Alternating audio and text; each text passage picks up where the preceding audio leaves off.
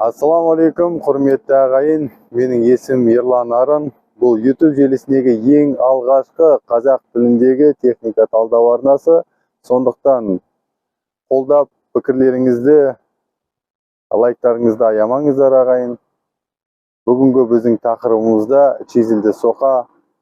Чизілді соқаны немен қолданамыз, не үшін қолданамыз, қандай нәтиже береді, қандай тракторлермен тіркейміз деген сұрақтарға жауап береміз, қандай нәтижеге қол жеткіземіз деген.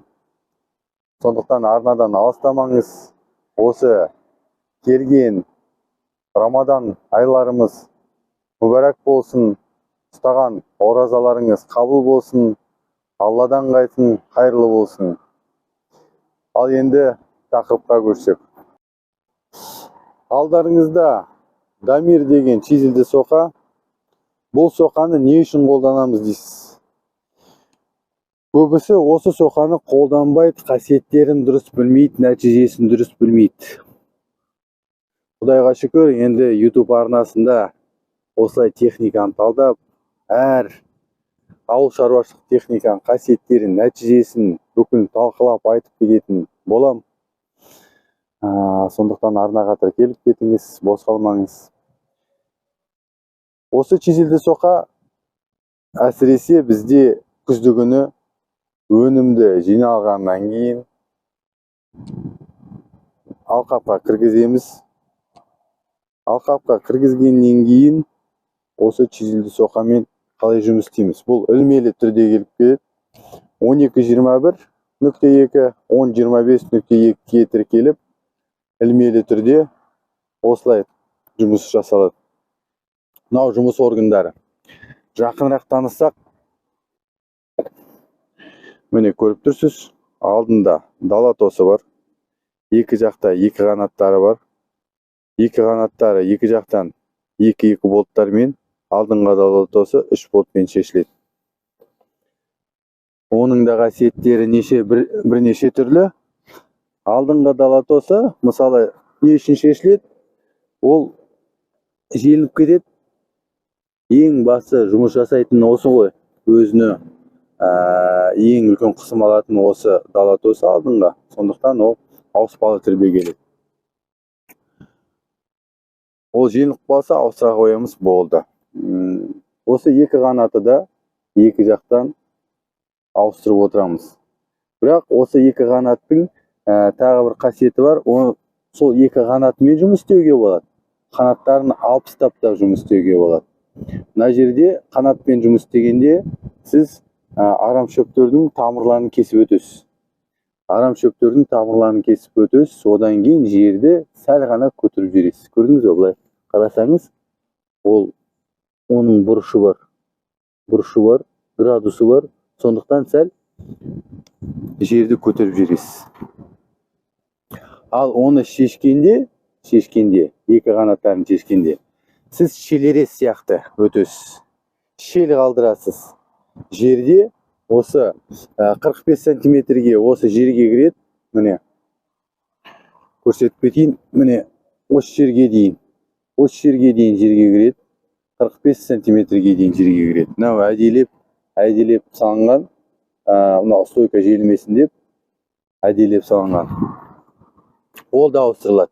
2 болты бар, міне. 1 болт. 2 болт, ол да ауыстырылады міндетті түрде. Сондықтан стойканы осы бір қалыпты жаңа түрінде сақтайық десек, осы ауыстырмалы нәрселерді ауыстырып отыру керек. Шелерес дегенді қазақша қалай айту керек екенін өкінішке орай мен білмеймін. Сондықтан пікірлерге жазып кетіңіз. Шелерес қазақша қалай болатын, шел қалай болатын. Екі қанаттарын алыстақ, шелерес сияқты жұмыс істейді. Ол қалай? Қысты күні емес, көктемде сіз өнімді алқаптан жинап, сосын осы агрегатты кіргізсеңіз, 45 сантиметрге осы екі доңғалақпен реттеп, 45 сантиметрге енгізсеңіз, сізде алқапта қысты күні 45 сантиметрге дейін шелдер пайда болады да, көктемде көктемде қар ерігенде ол алқаптың үстімен кетпейді. Ол осы тесіктерге, жердегі тесіктерге, шелдерге кіреді. Ол алқапты суарады дегенде ол ылғалды жинайды, суды жинайды. Сол 45 сантиметрге енген су сол жердің астында қалады да, одан кейін көктемде сізге жер астында суы молырақ болады. Оның бастапқы мысалы бидайне, жүгеріне, арпане бастапқы өсуіне уже ылғалыңыз болады, көрдіңіз ба? Сондай жұмыс атқарады. Ал қанаттарыңызды алмасаңыз, ол енді жердің астында тамырларды кесіп өтетін. Ол енді агротехнологияға байланысты сізге қандай жұмыс атқару керек, сол жұмысты атқарады. Оның жұмыс жасау ені 2 метр. 2 метр жұмыс жасау ені. Конструктивті болады мұнда, конструктивті сталь. Мұнда 200 оның стенкасы 6 мм болып табылады. Ілмелі 1,6 см, 16 мм десек болады. Одан кейін жұмыс жасау органдары. Мынаның ені 26 мм, 2,5 см, 2,6 см деуге болады. Одан кейін мынау қанаттардың жұмыс жасау ені 30 см. 30 см. Мынау долотоның мысалы қанаттарын алып тастасаңыз, мынау долотомен жұмыс істесеңіз, шелере сияқты, бұның ені 4 см. 4 см-ге сіз алқапта шел қалдырасыз. Міне 4 болтқа тіркеледі. Ілмелі 3 точкаға тіркеледі. Сапасы өте жақсы. Ресейлік металл, ресейлік болады, конструктивті болады. Сондықтан бұл қазақстандық өнім, Қазақстанда шығарылған, субсидиясы 30%, бағасы 2 миллион 600 мың, оның 30%-ын алыстап, тура бағасы шығады. Бірақ субсидияны алу үшін сізде міндетті түрде шаруа қожалығы заңды түрде тіркелу керексіз. Мынау 2 доңғалақтарымен, міне, көріпсіз ғой, 2 кранштың 2 доңғалақ, олар жұмыс жасау, жерге жұмыс жасау, мысалы 30 сантиметрге дейін жасаймын дейсіз ба, 45 сантиметрге дейін жасайсыз ба жұмысты, жердің ішіне дейін кіргізесіз ба, осы 2 доңғалақпен сіз оны жасайсыз. Міне 2 жағынан қайталап өтем. 12.21.3, 10.25.2 деген тракторлерге тіркеледі. 100-130 атты күшке дейін. Міне осындай. Қандай сұрақтарыңыз болса, астында пікірлер қалдыратын жерге қалдырып кетіңіздер. Міндетті түрде мен барлық сұрақтарға жауап берем. Қуана жауап берем. Міне осындай біздің агрегаттарымыз бар. Артында тұрған ол егістік кешендері, тұқым егетін сеялкалар СКП 2-1 деп аталады. Мынаның бункердің көлемі 590 литр сияды. 590 литр сияды.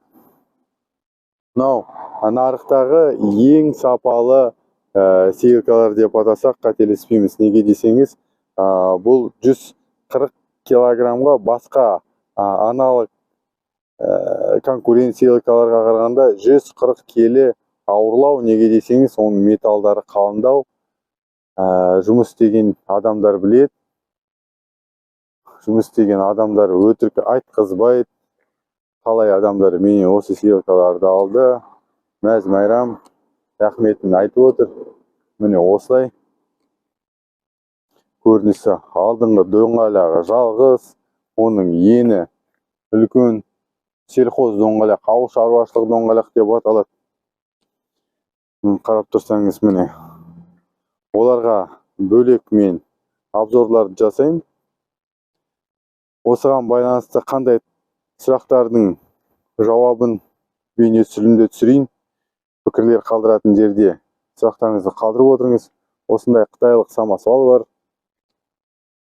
16 тонна көтеретін. Осыған қандай сұрақтарыңыз бар?